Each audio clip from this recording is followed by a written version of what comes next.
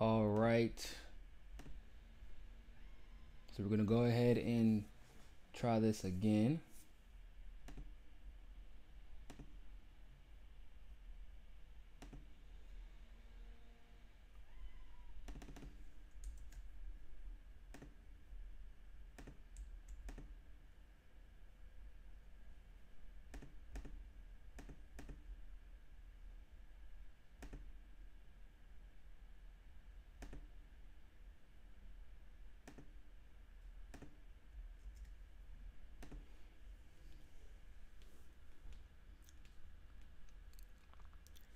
I think everybody should be good now. This is fun stuff. What a great bonding moment for us.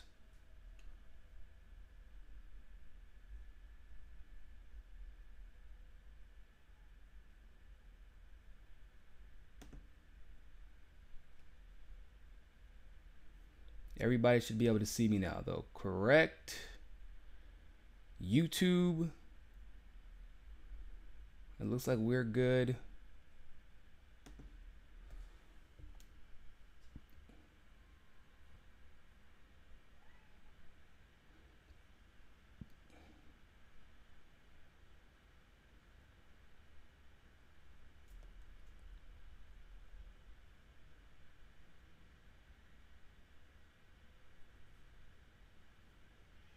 All right, it looks like we're good. If anybody can't see me, speak now or forever hold your pieces. Your Reese's Pieces. Hold them and give them to me.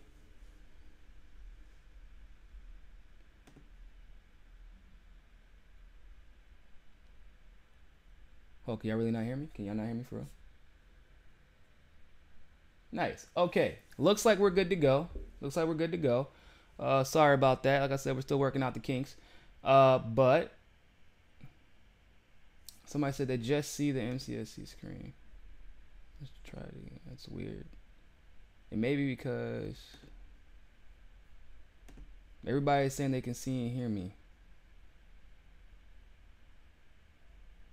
Okay, so if you can only see the MCSC screen, then try and restart refresh your browser.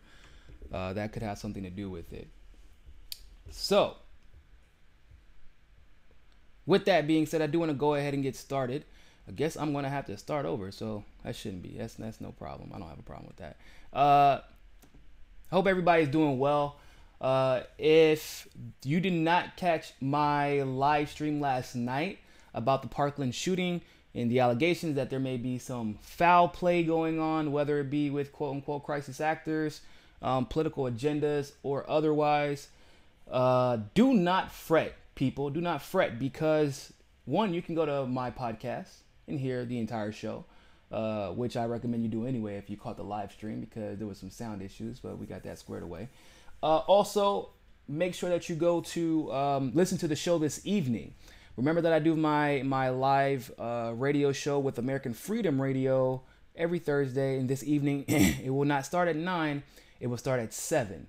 And the reason why is because we're doing a call-in show tonight, which means that I will be talking about the Parkland shooting again, except for now you can bring in your opinions. You can ask me your direct questions. If I have an answer to them, I'll answer it. If I don't know, I probably won't answer it. But I'll tell you where to look, though. I'll tell you what we should look for. But yeah, definitely. So this will be our official first call-in show this evening, 7 p.m. Eastern Standard Time. That will be the show. And then at 8 on the dot, we will do the call-in. And then at 9, y'all go watch Tim Black. That's actually why I moved my show, so that y'all could watch Tim Black. Because everybody kept telling me they had to switch back and forth and back and forth and back and forth between the both of us. So I figured I would do everybody a favor and help everybody out with that. So I do want to go ahead and get started. And if you are watching, whether it's via Facebook, Twitter, or YouTube, please, please, please share this video, because it's important for us.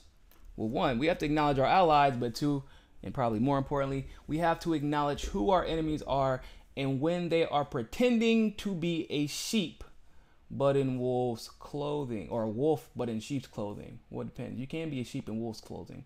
That was Hillary. Hillary was a sheep in wolf's, or wolf in sheep's clothing. Bernie was like a sheep in wolf's clothing. I don't like wearing animals, so I don't wear any of those. I'm not vegan. I just don't like wearing animals. But the point is, we have enemies out there that are pretending to be our allies, pretending to be speakers of truth, and even being acknowledged publicly and nationally, and even in Thomas Friedman's case, internationally, as a speaker and bringer of truth. That's simply not the case. Like, it's almost as if people don't expect us to do our own research anymore, and they just expect us to buy whatever bullshit they are selling. And I am not about that at all whatsoever. Now, with that being said, I want to go ahead and let you listen to this interview of this guy named Thomas Friedman, and they'll give you a brief history on him, and I'll give you the real history on him shortly after. The reason I want you to listen to this interview is because this guy legitimately tried to start World War III with his comments. And that may sound like an exaggeration, but this gentleman specifically has a lot of clout within the establishment, quote, or deep state community. I'm gonna go ahead and play this interview, and then we'll address the points that he makes. Our democracy is in serious danger. That was the first sentence of an extraordinary column by New York Times columnist Tom Friedman. It almost instantly became the most viewed article on the New York Times website. It describes the Trump presidency in truly threatening terms, threatening to the United States of America. Tom Friedman was not scheduled to publish a column Sunday night when this column was posted on the Times website, but at the end of an extraordinary weekend of presidential misbehavior, Tom Friedman found himself compelled to say something. The Friedman column is one of the New York Times nonpartisan columns and one of the most instructive in the history of New York Times columns. Tom Friedman travels the world trying to translate everything that's happening out there into clear concepts that readers around the world need to know. And now, you might not agree with everything you read in Friedman columns, but you will always learn something important in a Friedman column. The Friedman columns, at their best, are a continuing, nonpartisan search for the world's best ideas, and that is a search that is usually optimistic in the Friedman view. And those columns are read closely by leaders around the world. But it is entirely possible that the President of the United States has never read a Tom Friedman column. He certainly sounds like someone who has never read a Tom Friedman column. But if he reads just one, we should all hope it's this one, which ends this way. This is Code Red. The biggest threat to the integrity of our democracy today is in the Oval Office. And joining us now, Tom Friedman, Pulitzer Prize-winning columnist for the New York Times. Tom, thank you very much for joining us tonight. I really appreciate it. And, you know, my internal Friedman clock told me when I saw this column, this is out of sequence. He's not scheduled to write right now, is he? This isn't his day. Tell us why you were moved to do this one. Well, Lawrence, it was the holiday, and I picked up the paper like everybody else and saw that Robert Mueller had indicted 13 Russians and several Russian organizations for basically intervening in our last election, both to poison our politics and to tilt the election toward Donald Trump. And I waited to see what the president would have to say about this, and he had nothing to say about it. And that struck me as not only appalling, but actually frightening. Because up to now, Donald Trump, he's violated the norms that we expect in a president. His tweeting, his incessant lying, his general, way he speaks about people, his diminishing of others in different countries. He's violated the norms of the presidency. But when the president of the United States does not react to a clear and present danger, then he's violating his oath of office. Then he is not protecting and defending the Constitution and the country. And that struck me as I said, not only appalling, but extremely dangerous. And it needed to be called out. And I think, judging from the reaction of readers, a lot of people felt exactly that. I want to read something that the president tweeted this morning. He said, "I have been much tougher on Russia than Obama. Just look at the facts. Total fake news." What's your reaction to that tweet? Well, it's probably lie number 2,342. The fact is that the Congress has imposed sanctions that he has not imposed. What would it look like? I think, Lawrence, we have to step back and say, what would a real president do in this situation? He'd do three things. Now, let's remember, this came after a week of our three leading intelligence agencies, the head of the FBI, CIA, and NSA, all testifying to Congress that not only did Russia intervene in our election, they were still doing it, and they plan to continue to do it in the next round of elections. And when asked, the FBI director, what had the president instructed him to do, therefore, he said nothing. So what would it actually look like if we had a real president, not someone who's running the Trump organization and seems to moonlight as president of the United States? Here's what a real president would do. First of all, he'd give a speech to the country explaining the problem to people in a language and way that would be both compelling and illuminating for people so they understand the nature of the threat.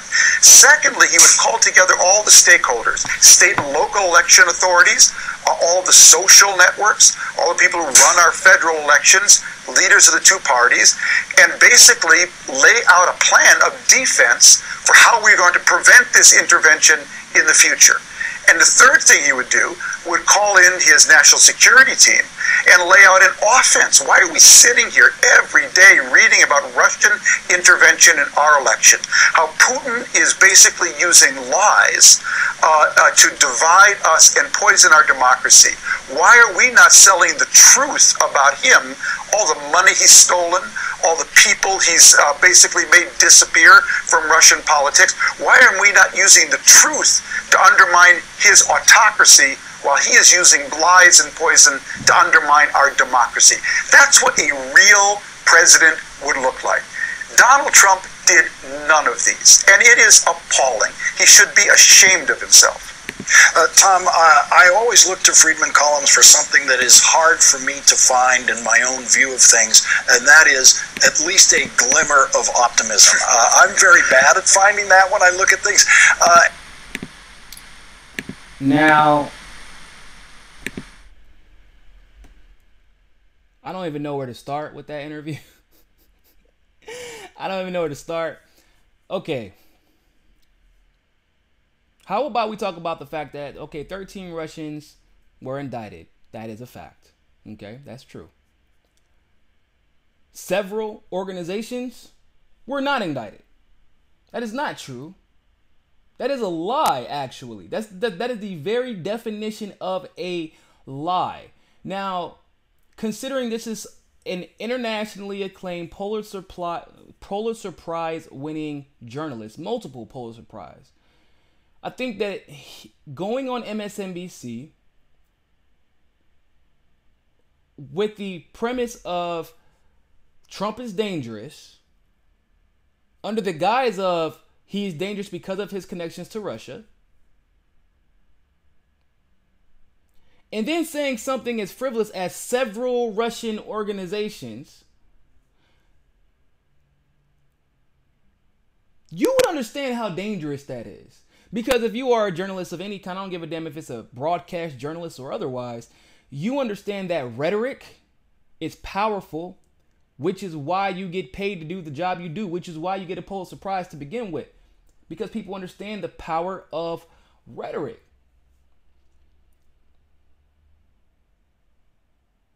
So, no, there was the Internet Research Agency, and you keep calling it a Russian organization because Russians work there, which is once again, it's xenophobic.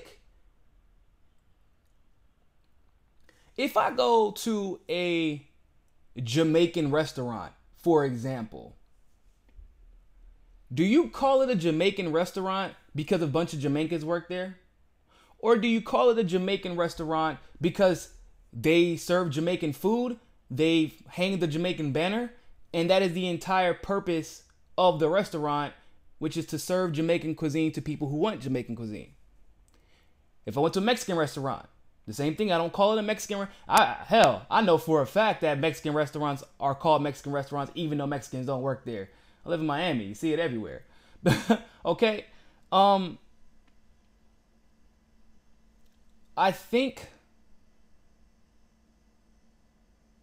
the idea of calling a company, like using the name Russia to invoke like this fear, it's like a scare tactic. If I say Russia and this company's name at the same time, people will automatically think this company is communist, working for Putin. The CEO is probably part of the KGB. I mean, you can't do that. Because you remember so Japan legitimately attacked our country. Granted, it was once again, it seems like every war we end up fighting in, specifically the United States, in case you were wondering, don't even question it. I'm telling you right now, every major war of the last century has been fought over oil, period. Point blank. If you don't know why Pearl Harbor happened, it was literally over oil and sanctions that we were placing on them. Which is why you don't place sanctions on people's, like, unnecessary sanctions will lead to war eventually, or conflict. But every major battle that we have fought has been over war. But my point is, in World War II, because of what happened, we ended up having Japanese people in internment camps because of the rhetoric and the fear-mongering. Now, there were a lot of Japanese spies in our country, or at least there were enough. But putting a bunch of people in internment camps is not the right way to handle that situation. What is the point of having a counterintelligence organization? What is the point of having an FBI that specializes in the strategic, tactful, and tactical addressing of a particular issue or a foreign threat if you're going to scare the shit out of everyone? Because understand, if Russia was a legitimate threat, the CIA would have never reported it to you, people. The only time that the establishment invokes mass hysteria is when they're trying to use that hysteria and that fear to get you approve a policy that will ultimately relieve you of your personal autonomy and sovereignty. What I mean by that is, if we scream out Iraq, if we scream out 9/11, if we say Assad drops chemical weapons when it's really us, if we say that Gaddafi is a terrorist and that, all these people are terrorists and everybody's a fucking terrorist, then whenever the Patriot Act is passed, we're like, well, it's probably for my own good. Yeah, of course. Of course they need to spy on me while I'm on my cell phone. It's for my own good. If you don't have anything to say, what are you worried about? It's not about you saying the wrong thing. They don't believe that most of this country is full of terrorists. They don't think that at all. What I would call that is preemption. What we're seeing it right now, people. We're seeing the preemption right now. We were never going to go to war with Russia in the 80s. But once again, people, it's preemption. So we had beef with Russia. We gave them the Eastern Bloc. Everybody was pissed about that, but they did lose a lot of lives, so we're like, fuck, we have to give it to them. But of course, if you don't know, that led to Israel being created and us catering to them like a newborn child, even to this day. Now, what happened right after that, people? We pretended that we had beef with Russia. We pretended like we had beef with Russia. And all we talked about was Russia and Stalin, and Russia and communism, and Gorbachev, and Russia, and Eastern Bloc, and Soviet Union, and USSR. And you see what I'm saying? But y'all, you got any relatives from the Vietnam War era, the Korean War era? We talked a lot about Russia, but we found ourselves in Vietnam. We found ourselves in Korea, Cuba, Panama, but never Russia. That's so crazy. Nobody ever thought about that, did you? We found ourselves, because I want you to see the patterns. That's why I'm talking about this. We have a clear and established pattern in this country. We talked about Germany. We were selling weapons. We were selling weapons to our allies. Russia was an ally at the time. Right? Germany, excuse me. Behind closed doors, we're choking out Japan to the point where it forces them to be an Axis power, which they weren't. They did it because they had to secure the interests of their people. So we pretend like we're not going to go to war. We pretend like, remember, and we pretended like we didn't know the Holocaust existed until it was time for us to go to war. And then all of a sudden we gave a damn about the Holocaust again.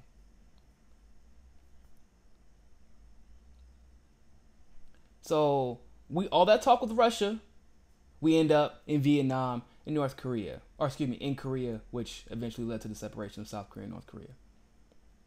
All that talk of Russia. All that talk of Germany, we end up fighting Japan mostly. We eventually, like I said, we fought Germany, but we didn't have a problem with what Germany was doing when we were running in their Olympics after Hitler stopped all the Jewish people from running, and we still try to pretend the Holocaust didn't exist. The Holocaust was happening during the Olympics, and we pretended like it didn't matter. So it's right here in front of us, people. Look at your history. We're gaslighting Russia. But are we in Russia right now? Are we in Russia? Last time I checked, we're in Syria. Last time I checked, we're in Iraq. Last time I checked, we're still in Afghanistan. Last time I checked, we're dropping bombs in Yemen. Last time I checked, we're trying to overthrow Assad. We just passed some more surveillance. So if we're gaslighting Russia again, probably another preemption. So the question, if you are questioning, well, why would they do this? Why would they be talking about Russia? Anybody, I'm young and I know this. I'm 29 years old and I know what the fuck is going on. It's the same established pattern that we have been using for the last century. And people like Thomas Friedman are the reasons that these patterns are so easily established, because they use their power, their prestige, their clout, their quote-unquote authority. One of the largest fallacies you can make is the appeal to authority, saying, well, Thomas Friedman said it, so therefore it must be true. Let me tell you a little history of Thomas Friedman, people. Friedman supported the 2003 invasion of Iraq, writing that the establishment of a democratic state in the Middle East would force other countries in the region to liberalize and modernize. In February 9th, 2003. I could go on for days. He defended the attacks from Israel onto the Gaza Strip. He's actually defended many attacks from Israel. He's pretty much been riding out for Israel forever. He even talked about how Israel and Saudi Arabia should become friends. Israel and Saudi Arabia are already friends. But once again, Friedman supported the 2003 invasion of Iraq. Understand something.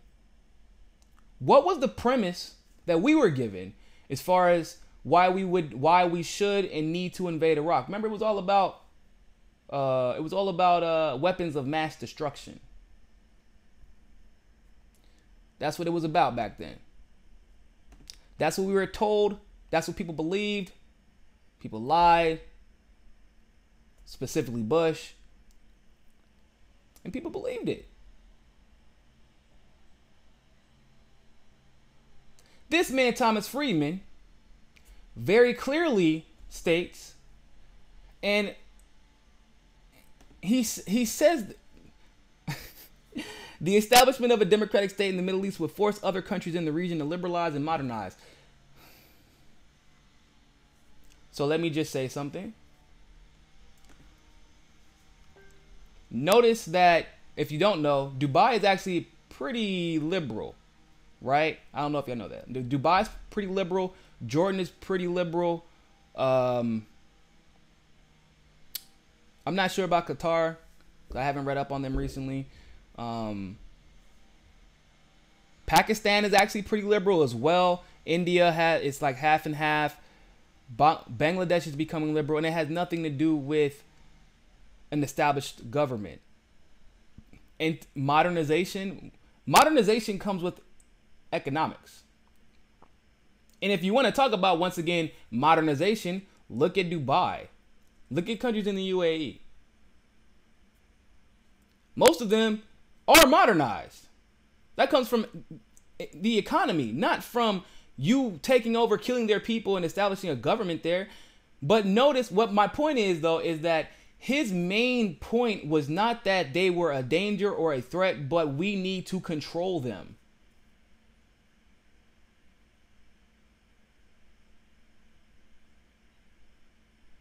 It's that we need to control them.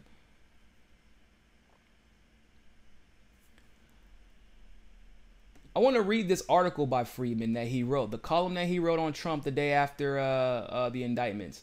Our democracy is in serious danger. What in the actual fuck? Let's be clear about something. He is right.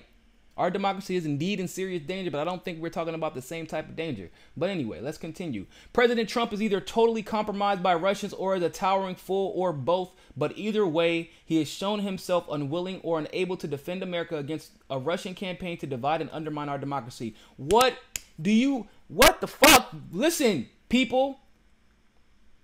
This man, at one point in time, was used to start the war in Iraq that eventually led to millions of Muslims' death, that eventually led to thousands of military brothers and sisters who are no longer with us, killing innocent Muslims,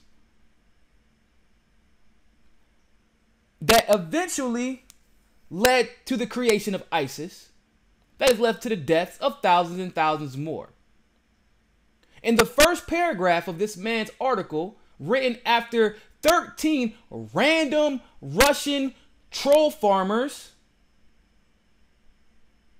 who sell ads to people, which, by the way, were ads bought by American companies, which, by the way, were not at all connected to the Trump administration, as explained in the indictment. He starts his first paragraph by saying that he is totally compromised by the Russians and unwilling and unable to defend America against a Russian campaign to divide and undermine our democracy. What the fuck?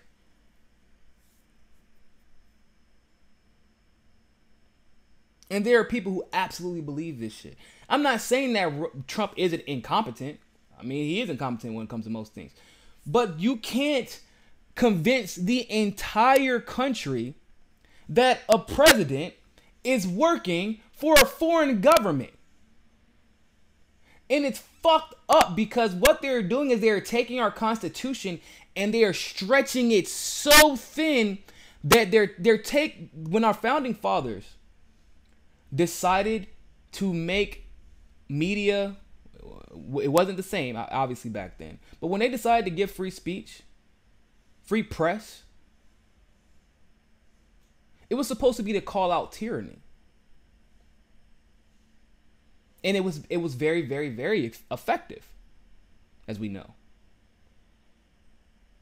But because of its effectiveness, that is why the CIA co-opted it.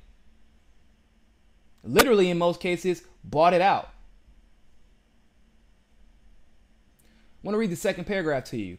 That is, either Trump's real estate empire has taken large amounts of money from shady oligarchs linked to the Kremlin, so much that they literally owe him, or rumors are true that he engaged in sexual misbehavior while he was in Moscow running the Miss Universe contest, which Russian intelligence has on tape, and he doesn't want it released. or Trump actually believes Russian President Vladimir Putin when he says that he is innocent and intervening in our elections over explicit findings of Trump's own CIA, NSA, and FBI chiefs. Those aren't Trump's, by the way, but whatever. Do you understand that if I wrote something this salacious, this unproven, just strictly inflammatory and opinion-based, I would be laughed off the face of the fucking internet. I'd be laughed off of Facebook. I'd be laughed off of Medium. I'd be laughed off of whatever publication I was writing for. But the reason why is because if I wrote something like that, I don't ever write to cater to the establishment. If you are writing something in favor of the establishment, you can write whatever fucking salacious things you want about the opposition. Look at what they did to Bernie Sanders. They lied. Like straight lied about Bernie Sanders. They straight lied about Jill Stein. They even tried to make a mockery and a fool out of, oh man, I always forget, Gary Johnson. Because he didn't know exactly where Aleppo was because they got him on the spot. And at that time, I didn't even realize what they were talking about. I was like, what are they talking about Aleppo? Because it's a big deal, but the conversation totally shifted. And I even had a brain fart, like, what are they talking about? And why is it that big of a deal? But Syria had been kept primarily out of the public conversation. And so his focus had not been on Syria. And they tried to make a fool out of him because of that. So they can write whatever nonsense they want. But if we're, and it's crazy because of the burden on our behalf is so much higher. It's so much heavier for us. Because if we get one thing wrong, we're conspiracy theorists and we're trolls. This man just said that Moscow, he was engaging in sexual misbehavior and people don't want him to know. Like, this article was written in response to 13 indictments that had nothing to do with the Russian government, people. Nothing to do with it. In sum, Trump is either hiding something so threatening to himself, or he is criminally incompetent to be commander in, or he's criminally incompetent to be commander in chief. I think they meant to say he's too criminally incompetent. Anyway, it is impossible yet to say which. It is impossible yet to say which explanation for his behavior is true. But it seems highly likely that one of these scenarios explains Trump's refusal to respond to Russia's direct attack on our system. Why does he keep saying that Russia attacked our system? There has been no proof.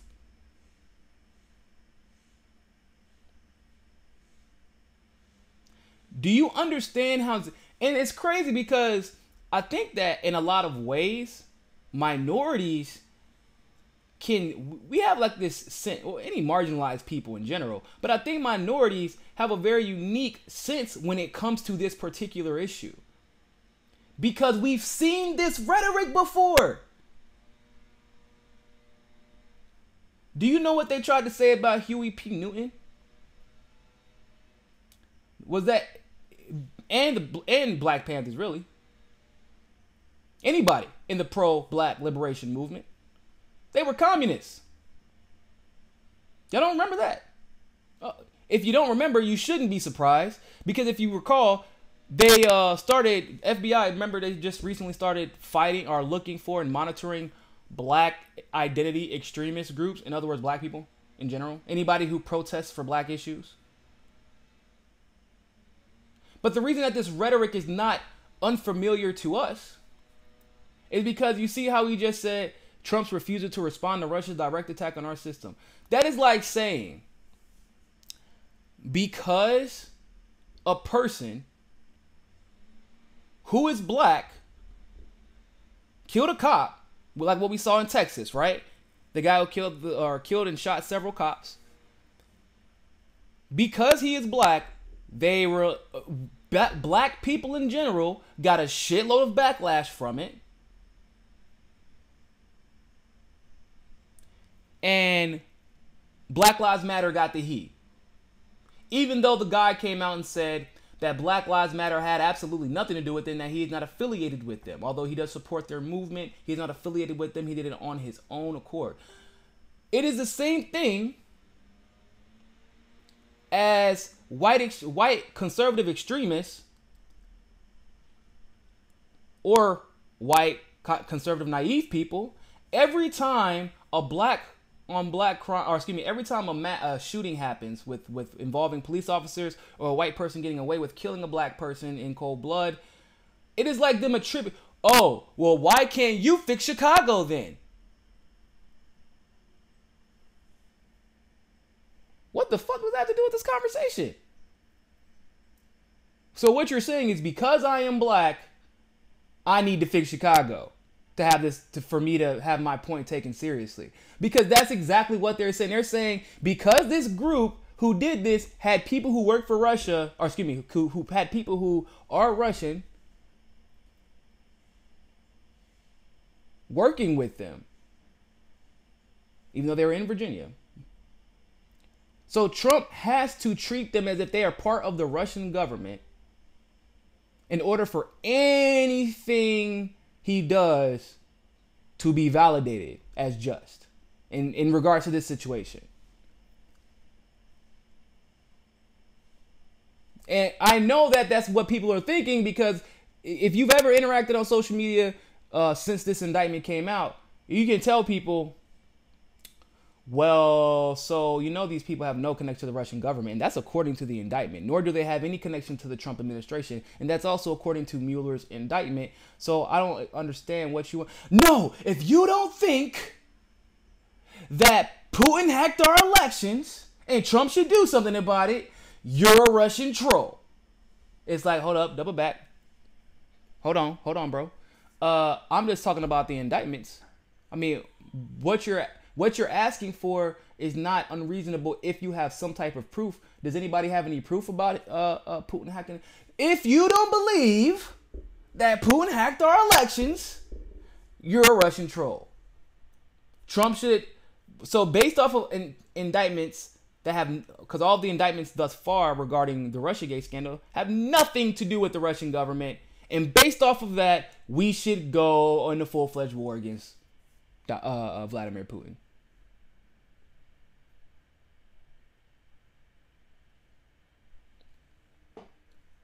Yeah, there's nothing wrong with that. I'm sure that couldn't go wrong at all. I'm sure that... I don't expect... Oh, before I wanted to talk about something too. Regarding what I've noticed too about the trolls.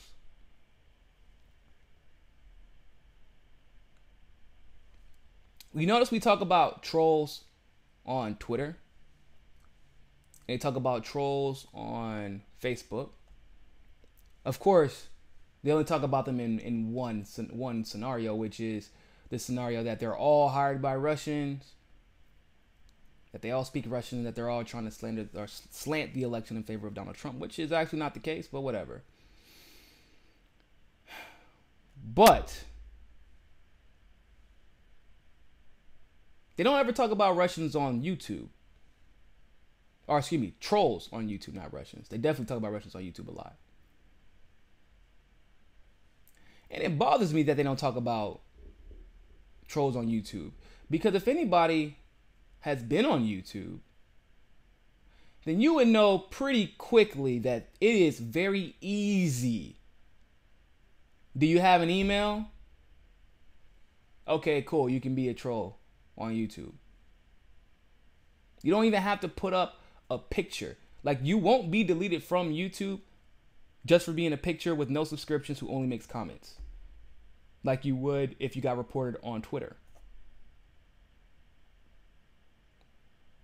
If you've ever tried to have a reasonable conversation with some of these people on YouTube,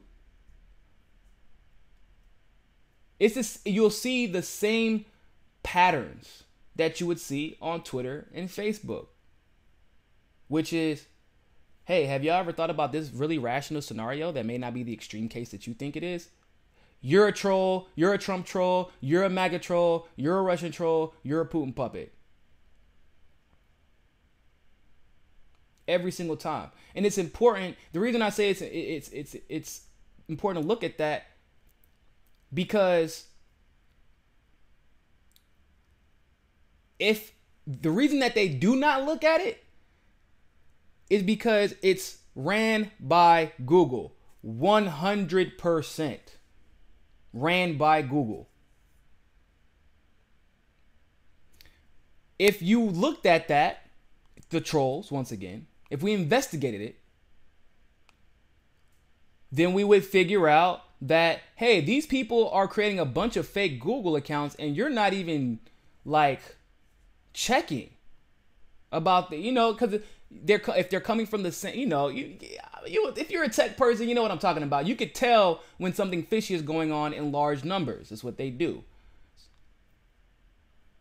So if you got a bunch of these accounts with little fake pictures and fake names and copying celebrities' names but if you did that, you would have to start asking questions. Why hasn't Google done anything about it? Or why would they do that? Why would they allow that? Because then if you did that, you would have to start asking, well, who did Google work for during the election? And then if you did that, you would have to start asking, how much did Hillary pay Google? Because that's who they worked for during the election, if you recall.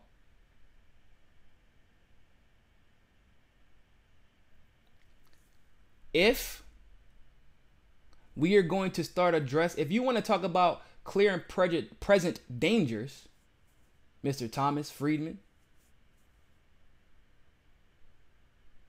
then let's talk about them. Let's talk about them.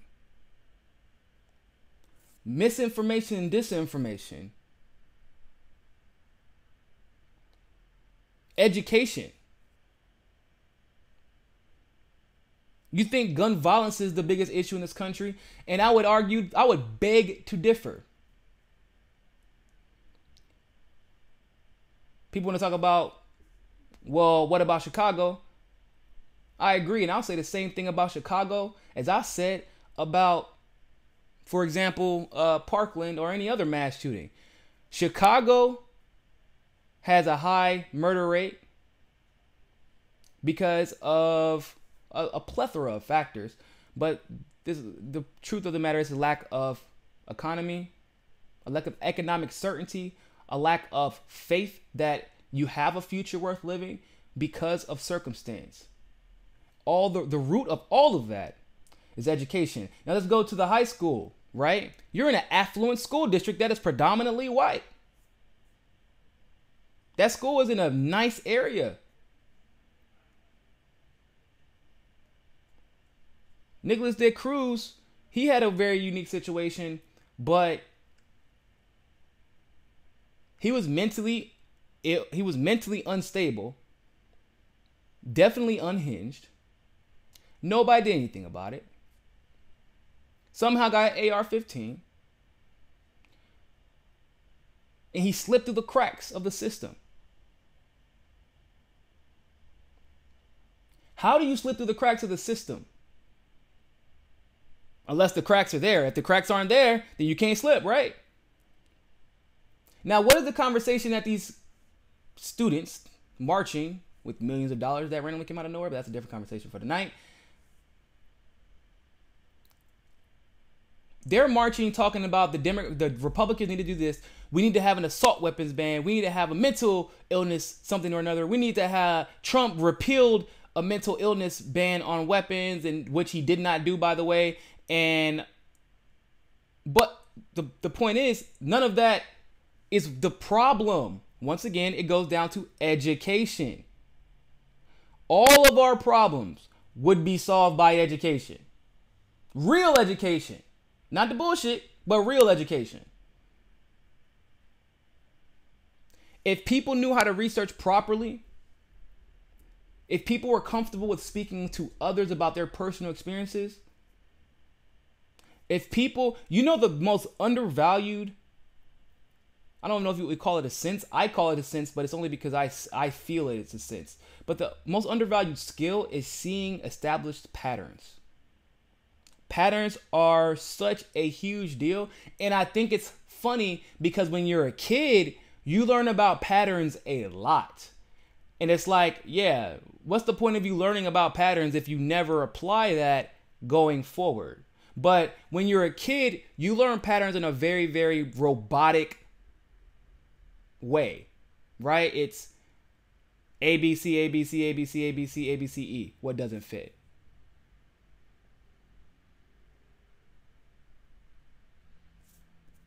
That doesn't help me in real life. Now, if you say A, B, C, D, E, F, G, 1, 2, 3, B, E, D, 2, 4, 6, 8. Oh shit, there's a word in that pattern. That is the type of skills that we need to develop, which is critical thinking. What stands out? What stands out? And most of you were listening, you probably didn't hear me say bed in between all those random letters and numbers. But that's what people who were supporting Bernie Sanders or Jill Stein, and even in a lot of ways Gary Johnson, and hell, there are some intelligent people who supported Trump. Not because they liked Trump, but because they saw the pattern breaking and they saw him as a viable tool to break that pattern of the establishment rule. He's not doing a very good job of it at this moment, but people who can read patterns jump ship from Trump's, from being totally loyal to Trump, because they saw, okay, he was breaking the pattern, but then he started agreeing with the GOP at every step, at every turn. He was lockstep with the GOP, the establishment GOP. All of a sudden, they hated each other. Then all of a sudden, they were getting along with each other. That's not good. I need to pull back. And while we in Syria, I see this is becoming the exact same situation as it was for the last 150 years. Because that requires critical thinking. That doesn't require loyalty to a party. It cannot be learned with loyalty to anything except for the truth and a dedication to finding that truth. If you want to ban guns, which I'll elaborate on this again tonight. We can have a gun in just about every household in this nation.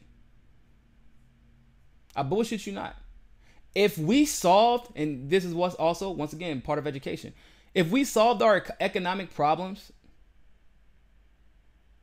you probably don't have to worry about your house getting robbed, because why would I need to rob you? I make enough money so that I can take care of myself. But then again, why would I rob you? Because I know that you have a gun. Once again, this is not a gun advocation conversation. What I'm saying is, it's stop trying to solve symptoms as if they are the cause of the illness.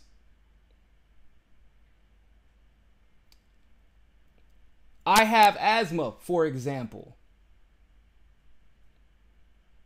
It gets hard for me to breathe. Do you think me stepping outside and getting some air, because there's more oxygen around, is going to solve my problem? No, I need an actual albuterol inhaler, because it has to get deep into my lungs and then kill whatever is stopping me from being disallowed to breathe. I have, a very good example. I have ADHD. One of the ADHD is oftentimes misdiagnosed as anxiety and misdiagnosed as depression. Believe it or not, that happens often. What they often find out, however, because people can't really explain their ADHD to people, because they only go off of what feeling was most powerful, the feeling that drove them to go to see a psychiatrist or a psychologist. And that usually is extreme anxiety or extreme depression. Whenever the ADHD is going well for them, they often don't really care to see a doctor about it. But When they get only their depression treated, then they're going back for anxiety because their problem isn't solved.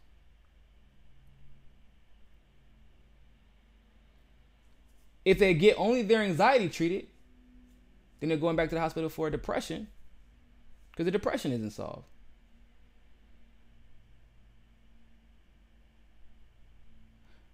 What they don't tell you is that if you get Adderall or Vyvanse or whatever the medications you need to take, that actually solves your anxiety problem, your depression problem, your attention problem, your energy problem, your exhaustion problem, because exhaustion is another key trait within with ADHD. So my point is, if you educate yourself on because these are our problems. If you educate yourself, then you know that the gun is a symptom, not the problem. The gun is the symptom, not the problem. And I'm not talking about that stupid ass argument. Guns don't kill people. People kill people. Motherfucker. Yes, guns kill people. Okay? They work in conjunction. Okay? Guns do kill people. But if Southside Chicago looked more like Upper East Side or Upper West Side New York, I guarantee there would not be as many killings. When I say it looks like, I mean economically. What I say look like, I mean educationally, job opportunity wise. If mental illness was taken more seriously, if we had proper access to healthcare, I'm not saying mental illness would disappear, not by a long shot, but what I am saying is that it would significantly reduce things like this from happening. If the government actually took the black market seriously, you know the whole argument, guns are going to get into this country and be sold illegally anyway. That is correct. Now, what they don't like to premise with is, if the government did its job, things like, I don't know, black market sale of weapons, human trafficking wouldn't be skyrocketing. That's the root. We have to get to the root. Look at veganism, vegetarianism. Do you think not eating that baby cow is going to stop corporate farming? Is it going to stop overconsumption? Because it isn't. That's not dealing with the root of the problem. In fact, you're just transferring the problem, because there's no such thing as ethical consumption under capitalism, period, point blank, period. I'm not joking. There's no such thing. Because if you knew what people had to go through to get vegan food,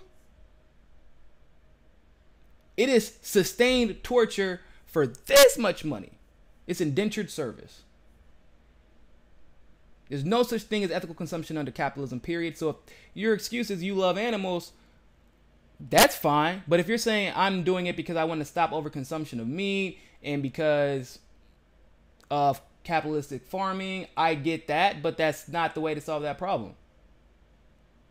So we need to teach people and make it popular to think critically. That needs to be the new norm, and I think that it's happening. I would venture to say that we're closer to it than we think.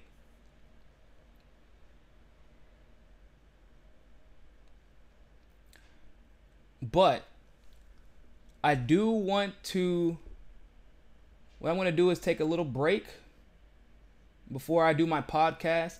I'm going to do a podcast in about 30 to 45 minutes. If you want to catch that live. If not, you can definitely check it out later on when it's uploaded to Podbean, iTunes, Stitcher as well. So you can check it out when I do live on YouTube, or you can check it out live, or excuse me, check it out later on any of those podcasting platforms. In the meantime, though, I'm going to go ahead and take a little break, get everything situated for the podcast, and then I will be right back. So stay tuned, and always remember, ladies and gentlemen, find your balance. Peace.